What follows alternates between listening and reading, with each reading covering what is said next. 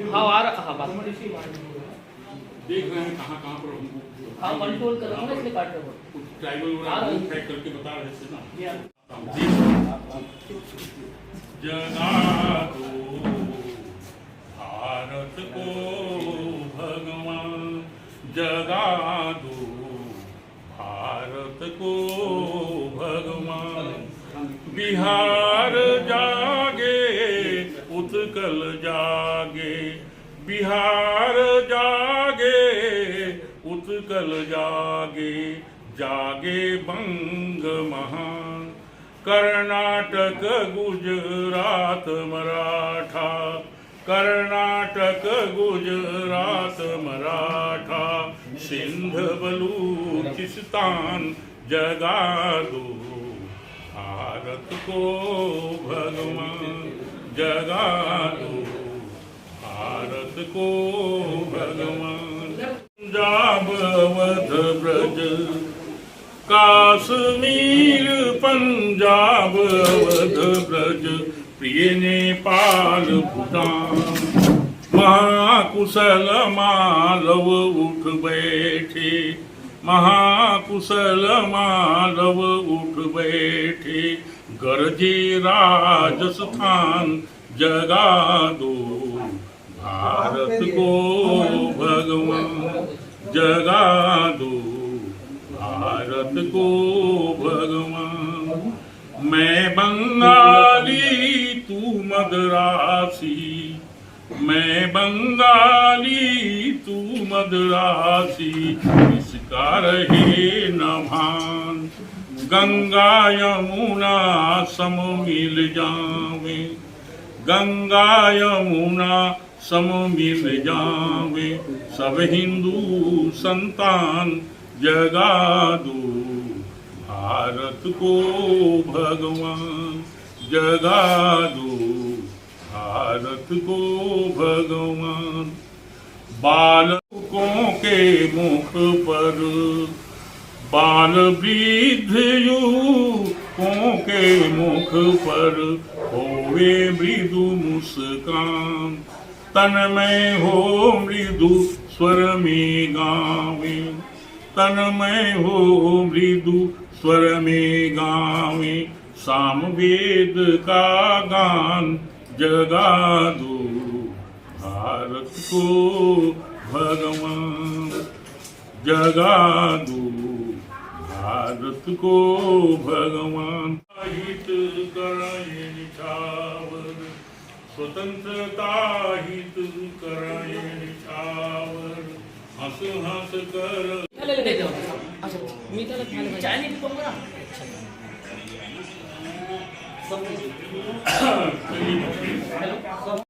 देखिए, छत्तीसगढ़ के पहले चरण में राजनांदगांव बस्तर पे 7 तारीख को मतदान होना है और उस मतदान को लेकर जो कांग्रेस पार्टी और बीजेपी भाजपा की पार्टी के हैं उसमें स्टार प्रचारक बना चुके हैं और अपने अपने पार्टी के प्रत्याशी को जिताने के जो तोड़ ताकत लगा रहे हैं, मतदाताओं के बीच जा रहे हैं, रैली के माध्यम से रणनीति बना रहे हैं, बैठक कर रहे हैं, हर समाज के साथ बैठक, व्यापारियों के साथ बैठक और कहीं ना कहीं कहा जा सकता है अपने जो प्रत्याशी है उनको भारी मतों से जिताने की रणनीति बना रही है हर जो पार्टी है भाजपा और कांग्रेस। उसी तरह पे हमारे राजनांदगांव में एक कहा जा सकता है हाई प्रोफाइल सीट माना जाता है, पूरे छत्तीसगढ़ में उसकी नजर रहती है, सांसद दिल्ली में नजर रहती है क्योंकि राजनांदगांव सीट पूर्व मुख्यमंत्री डॉक्टर रमन सिंह का है और वो 3 बार यहाँ से विधायक रहे और मुख्यमंत्री भी रहे।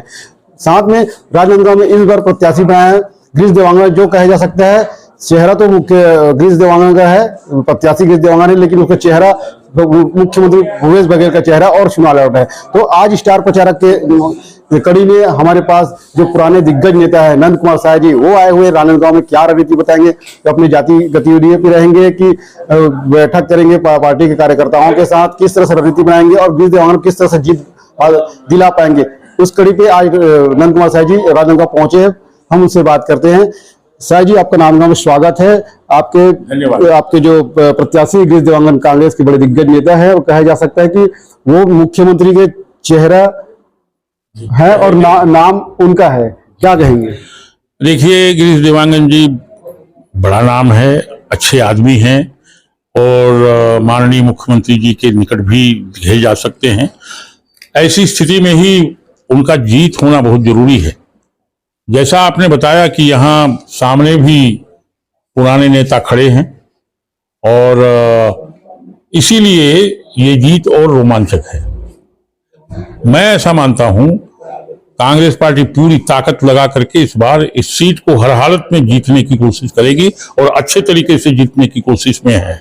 हम उम्मीद करते हैं कि यहाँ की जनता और पिछले 5 सालों में कांग्रेस पार्टी की जो सरकार है प्रदेश की, उसने जो काम किए हैं, किसानों का ऊंचे कीमत में धान का खरीदी किए हैं, यहाँ पर मैंने जितने प्रकार के मितानिन हैं, यहाँ से सहायिका हैं, कोटवार हैं, पटेल हैं, उनके मानदेय को बढ़ाया है।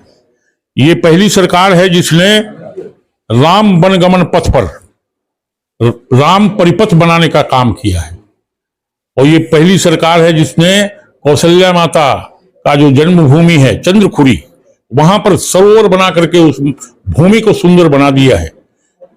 कोई विभाग, कोई क्षेत्र ऐसा नहीं, बेरोजगारों को रोजगार देकर के उनको बेरोजगारी भत्ता से मुक्त किया है और नाना प्रकार के काम प्रदेश की सरकार ने, भूपेश बघेल जी के नेतृत्व वाली सरकार ने किया है।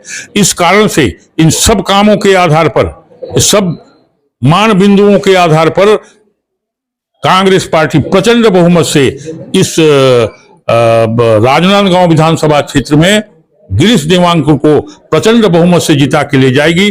जनता का आशीर्वाद, जनता का सहयोग, उनका मतदान हाथ छाप के ऊपर पड़ेगा, कांग्रेस पार्टी को जिताने के लिए होगा, ऐसा मैं मानता हूं। देखिए, भाजपा का साफ साफ आरोप है कांग्रेस पर कि नरवा घुराबारी नहीं, कमीशन खोरी, झूठ लवारी, कमीशन खोरी, भ्रष्टाचारी का सरकार है। और सबसे बड़ी बात यह है कि जो दिल्ली के बड़े नेता आ रहे हैं वो कह रहे हैं कि छत्तीसगढ़ ऐसा राज्य है जहां पे भ्रष्ट मुख्यमंत्री को देखने मिला है, कहीं राज्यों में ऐसा भ्रष्ट मुख्यमंत्री देखने को नहीं मिला है। साफ साफ भाजपा का आरोप है, इस पे क्या कहेंगे? ये पूरी तरह से असत्य, झूठ और तथ्यों से परे है जो बातें बीजेपी वाले कह रहे हैं। ये बार बार क्यों आ रहे हैं यहाँ पर? मैंने सुना है कि यहाँ पर गृह मंत्री, केंद्रीय गृह मंत्री जी 17 बार आए, प्रधानमंत्री जी यहाँ आ रहे हैं। इसके पीछे अर्थ यही है कि ये घबराए हुए हैं कि छत्तीसगढ़ की सरकार जो है वो जिस तरह से काम कर रही है, इसके कारण उन्हें भय हो गया है कि इस बार भी हमारा कोई दाल गलने वाला नहीं है।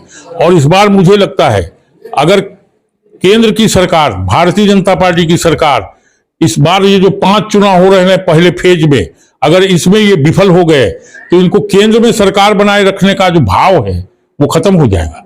इसलिए भयभीत हैं और इसलिए बार बार यहाँ आ रहे हैं और बार बार ईडी को यहाँ भेज रहे हैं, परेशान करने की कोशिश कर रहे हैं।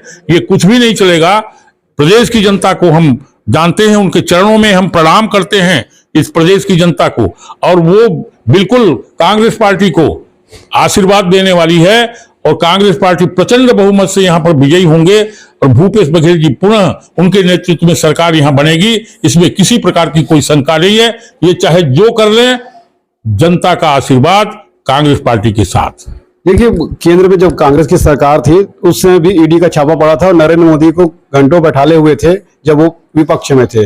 तो उनका भी आरोप है कि ईडी अपना काम कर रही है, इसमें किसी राजनीतिक दबाव नहीं है, बल्कि ईडी अपना काम कर रही है। तो आप इस ईडी को, छापे को किस तरह से लेते हैं? देखिए, वो ईडी अपना काम कर सकती है, लेकिन हम दूसरे प्रदेशों को भी तो देख रहे हैं जहां पर इनकी सरकारें हैं, वहां तो कहीं दिखाई नहीं पड़ रहा है।